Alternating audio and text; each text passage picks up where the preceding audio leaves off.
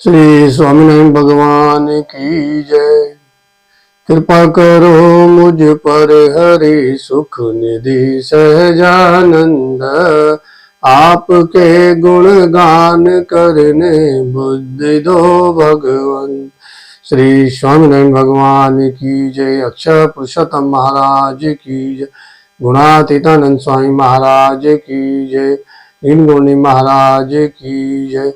राधा कृष्ण देव की जय। श्यावल रामचंद्र भगवान की जय। उमापति महादेव की जय। सब संतन की जय। प्रकट गुरु हरि महेंद्र स्वामी महाराज की जय। मेरे समस्त बड़े भाईजनों को मेरा प्रणाम और बच्चों को मेरा प्रणाम।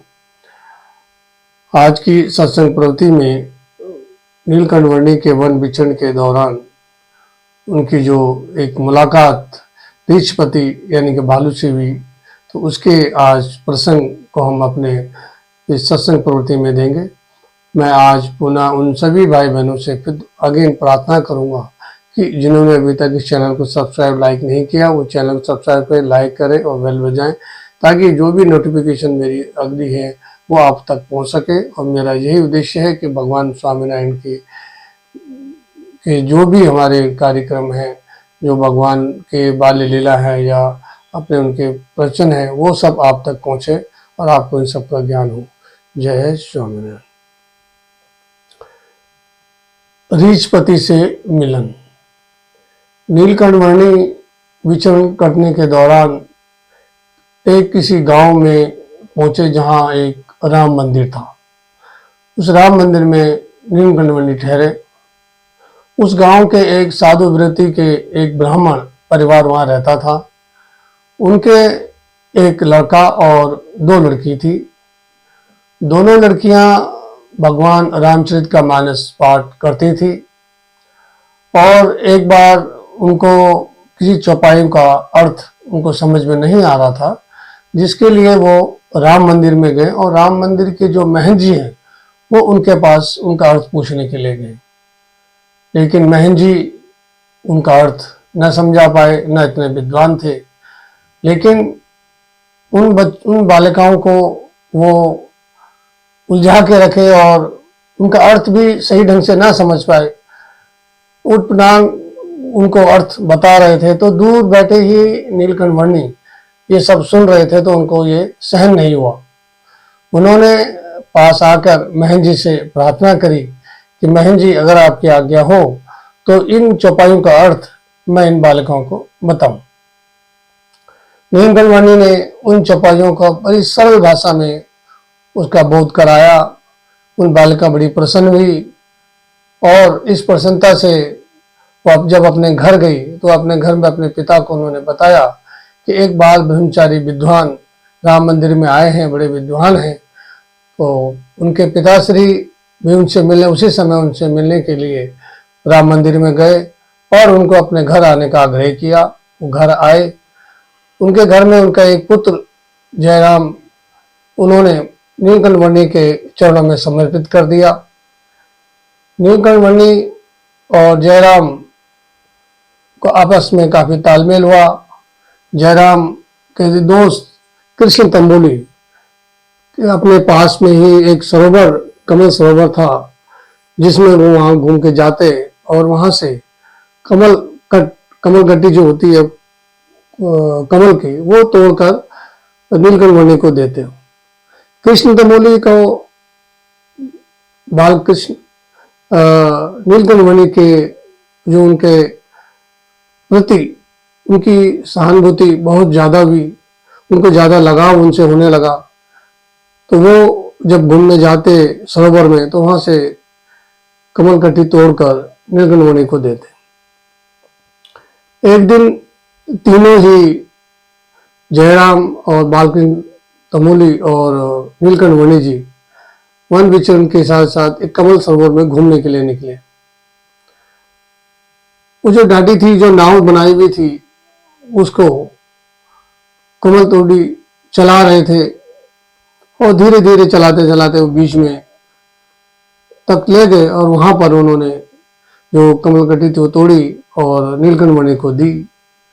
थोड़ी और आगे दूर जाने पर नीलकंठवर्णी ने उनसे पूछा कि सामने जो तितिक्ष जो ये लगे हैं, पेड़ लगे हैं, ये क्या है? तो उन्होंने कहा उधर जो है बड़ा घनघोर जंगल है, वहां कोई जाता नहीं है क्योंकि वहां पर भयानक जानवर रहते हैं। नीलकंठवर्णी ने कहा कि अच्छा चलो ये नाव मैं चलाता हूँ, आप नाव मुझे दे दीजिए। नीलकंठवर्णी ने नाव अपने हाथ में ली और ताबूक चलाकर अपना चलाते चलाते वो उस ओर पहुंच गए जहां पर वो घनघोर जंगल था। और घनघोर जंगल के पास जैसे वो गए जाए तो उससे पहले कृष्णमौली ये कहने लगे कि आप तो नाव बड़ी अच्छी चलाते हैं। तो उन्होंने बोला अच्छा। जब उसके नजदीक गए जंगल के किनारे तो कृष्णमौली बोलने लगा जोर से, रुको रुको रुको, यहाँ नहीं जाना, यहाँ घनघोर जंगल है, आदि जानवर है, आप यहाँ न मत जाइए। नीलकंठवर्णी ने कहा जब हम यहाँ पर आ ही गए हैं तो रुकना क्या।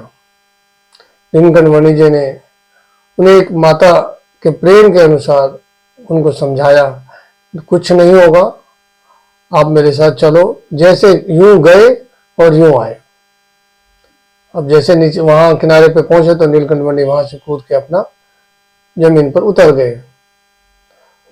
जयराम और कृष्णमौली लाचारवश उनको उतरना पड़ा और वो भी नीलकंठवर्णी के पीछे पीछे चलने लगे। जब आगे तक चले गए तो अचानक झाड़ी में से एक बीच में एक भालू निकल आकर उन दोनों के आगे खड़ा हो गया। वो दोनों डर के मारे नीलकंठवर्णी के पीछे चले गए। नीलकंठवर्णी जब भालू को देखा तो उन्होंने उसको अपने पास बोला कि नहीं, यह भालू कुछ नहीं करेगा, आप डरो नहीं। उन्होंने नीलकंठवर्णी ने भालू को अपने पास बुलाया। भालू उनके पास आया। जब भालू उनके पास पहुंचा तो वो रो रहा था। अब ये दोनों देखने लगे कि आज तक किसी ने भालू को रोते हुए देखा नहीं, ये क्या है। नीलकंठवर्णी प्यार से उसके सिर पर हाथ फेर रहे थे कि नहीं, रो मत, रो मत, मैं तुमसे मिलने के लिए ही आया हूं, जामवंत जी रो मत। अब ये लीला सारी ये दोनों जयराम और कृष्णमौली देख रहे थे, बड़े आश्चर्यचकित हो रहे थे कि एक जानवर इनके पास आकर रो रहा है, ये क्या अनुभूति है। थोड़ी देर बाद जब वो उनसे मिले तो नीलकंठवर्णी ने उनको और पास बुलाकर फिर कहा कि नहीं, रो मत, अब आप यहाँ से, इशारों में जैसे उन्होंने इशारा किया कि अब आप यहाँ से चले जाएं। तो भालू वहां से नीचे उतरकर अदृश्य हो गया। अब ये लीला जब उन्होंने देखी कि एक जानवर नीलकंठवर्णी के पास आया और रोआ, जो कि उन्होंने आज तक कभी देखा नहीं ऐसा, वो आश्चर्यचकित हो गए। उन्होंने देखा जैसे एक कोई पालतू कुत्ते की तरह उन्होंने उसको अपने पास बुलाया था और वो पुचकारता हुआ चला भी गया।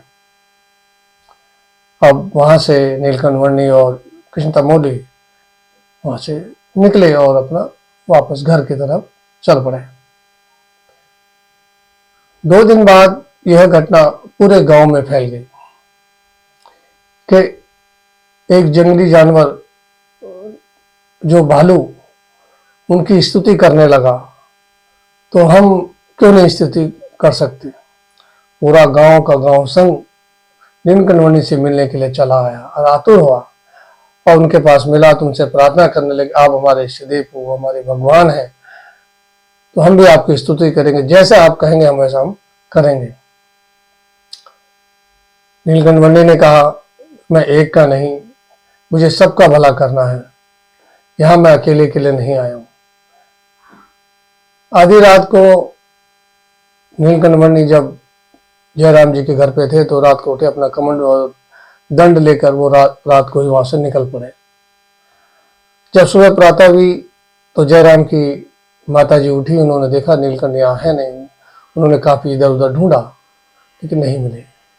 उन्होंने जयराम से बोला, देखो अगर तुम नीलकंठ के शिष्य हो या उनको प्रिय मानते हो तो आप यहाँ से जाओ, चाहे कहीं भी हो, आप उनको ढूंढकर घर ले आओ। नीलकंठवर्णी अपने माता का आशीर्वाद देकर नीलकंठ को ढूंढने के लिए निकल पड़ा। 20 दिन हो गए थे। चलते चलते वो जगन्नाथपुरी के रास्ते पे जा पहुंचे और दूर कहीं एक रास्ते पर उन्होंने नीलकंठ को देख लिया और जाते ही उनके पैरों में पड़ गए और रोने लगे कि आप घर चलो, घर चलो, मेरे माता पिता ने आपको बुलवाया है, वो जी नहीं पाएंगे, वो आपके बिना रह नहीं पाएंगे, आप कृपया घर चलो। नीलकंठ ने जयराम को गले लगाया और बोला, अभी तो हम जगन्नाथपुरी चल रहे हैं, अगर आपको हमारे साथ अभी आप जगन्नाथपुरी चलो, फिर बात की बाद में देखेंगे।